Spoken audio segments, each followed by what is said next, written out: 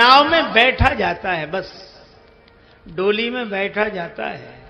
इसी तरह भगवान के भक्त भगवान की शरणागति की डोली नैया में बैठ जाते हैं। अब पार करना तो उसके हाथ है जो लेकर जा रहा है।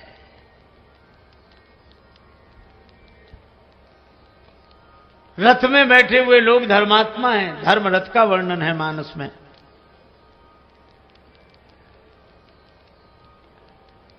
अच्छा देखो, सड़क पर आप पैदल चलें तो कितनों को बचाना पड़ता है। स्कूटर, मोटरसाइकिल, तांगा, रिक्शा, इनको बचाओ, फिर अपनी साइड चलो। सामने भी देखो, दाएं बाएं भी देखो, पीछे का भी हॉर्न सुनो। नीचे सड़क पर केले का छिलका ना पड़ा हो, नहीं तो गिरा दे। कितनी जिम्मेवारी।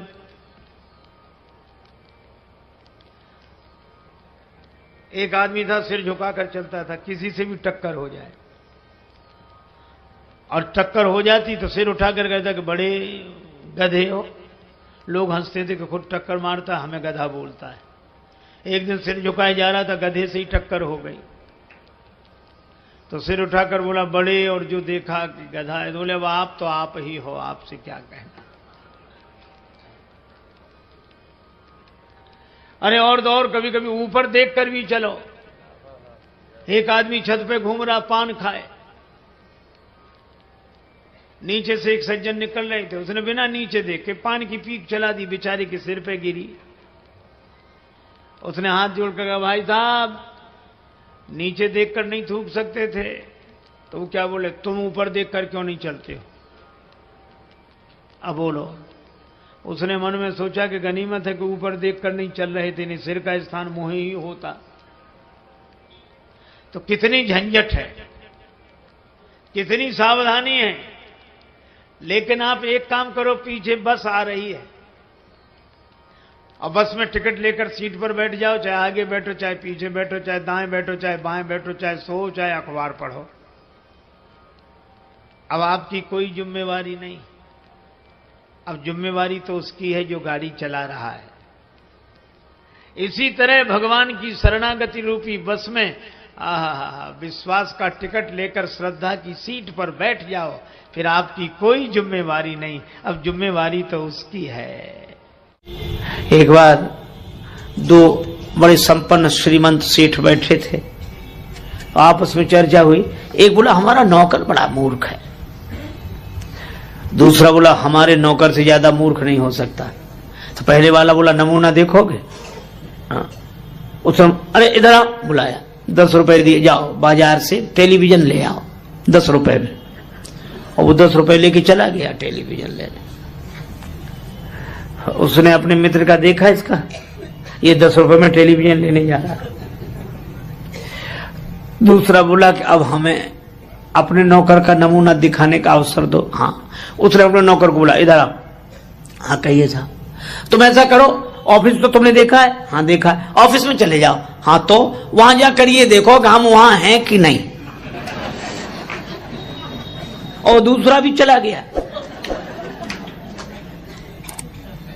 मालिक दोनों हंस रहे थे कि कैसे मूर्ख है, लेकिन ये मूर्ख की पहचान है जो अपने को मूर्ख समझे, जिससे अपनी मूर्खता ही समझ में ना आए।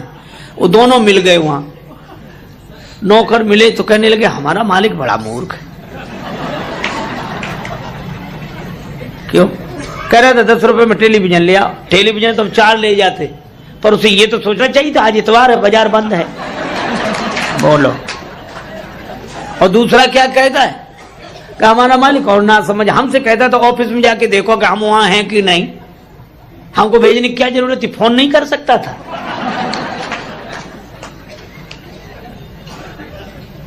दोनों ही नहीं समझ रहे। एक गुरुजी ने एक चेला बनाया, तो चेला बनते ही वो बोला कि गुरुजी अब आप गुरु, हम चेला, हमें कुछ सुनाओ। पहले शिष्य लोग कहते महाराज कुछ समझा दो, आप समझ सुनाओ। तो गुरुजी ने कहा कि बेटा राम राम किया करो। अरे कहा ये साधारण सब लोग लेते, इसमें क्या है? गुरु जी भी समझ गए कि चेला नहीं गुरु ही मिला है। तो गुरु जी ने कहा बेटा रामायण, रामचरितमानस, रामायण और सब। बोले ये भी साधन जी, सब लोग गाते हैं, रामायण में क्या है, ऊंचा सुनाओ, ऊंची बात। गुरु जी ने कहा फिर गीता, हाँ ये कुछ चलेगी। तो गुरु जी बोले महात्मा आज सुनाते हैं, गीता कल सुनाएंगे, महात्मा ही सुनाओ। तो गुरु जी ने वही श्लोक, सर्वोपनिषदो गावो दोग्धा गोपाल नंदना, और 12 सभी उपनिषद जो हैं सो गाय हैं, दोहने वाले भगवान श्री कृष्ण हैं, और यह गीता ज्ञान ही दुग्ध है, पान करने वाला बछड़ा अर्जुन है। और चेला कहे वाह महाराज, आ महाराज, क्या बात क्या बात, वाह वाह वाह। सो गुरु जी 1 घंटे की जगह 1.5 घंटे बोलते रहे। बाद में गुरु जी ने कहा कि बेटा कुछ समझ में ना आया हो तो पूछ लो। बोला हमें समझना है, आप कम समझाते हो, हम ज्यादा समझते हैं। गुरु जी ने मन ही मन कहा कि हम ही नहीं समझ पाए पहले तुम्हें, लेकिन फिर भी कहा कि हम गुरु जी हैं तो कुछ तो पूछ लो, गुरु होने की कुछ। अच्छा तो और सब समझ में आया, एक एक अक्षर समझ में, एक जरा सी बात समझ में नहीं आई। गुरु जी बोले वो क्या? बोले आप बार बार कहते थे दो गधा गोपाल नंदना, तो ये 2 गधा कौन थे? बोलो। सो गुरु जी ने माथा पीटा। चेला बोला बताया नहीं 2 गधा कौन थे? गुरु जी बोले एक हम और दूसरे तुम। जिन विचारों के पास संपत्ति नहीं होती वे सोचते हैं कि संपत्ति होए तो हम सुखी हो जाएं।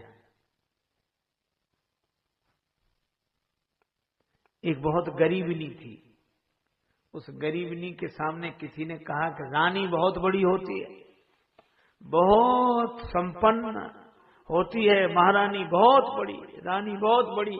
तो गरीबनी बेचारी अपने ढंग से उपमा देते हुए बोली कि जब रानी इतनी बड़ी होती तो वो तो दिन रात गुड़ ही गुड़ खाती होगी, क्योंकि गरीबनी के लिए गुड़ बड़ा दुर्लभ था।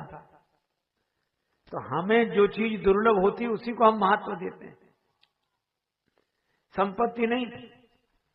संपत्ति हो जाए तो सुखी हो जाए, सब दिमाग काम करने लगे, सब तरह से ठीक हो जाए, संपत्ति बात सही है।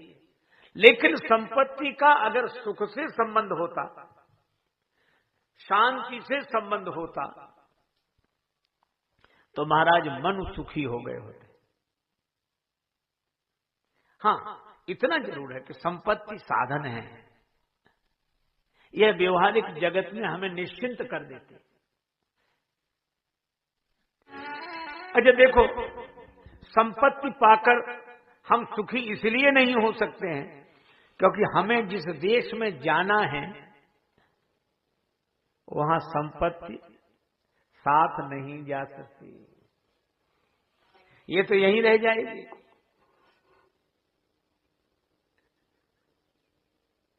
तो हम सुखी कैसे होंगे? सब यहीं छूट जाएगा। मनुष्य दिन की सोच काल जब आएगा, मनुष्य दिन की सोच काल जब आएगा, मत वाले मूड संग क्या जाएगा, मत वाले मूड संग क्या जाएगा।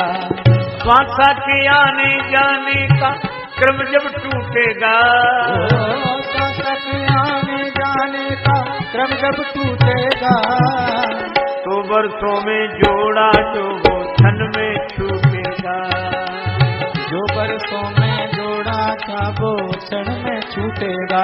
बोल तू क्या कर पाएगा, बोल के क्या कर पाएगा।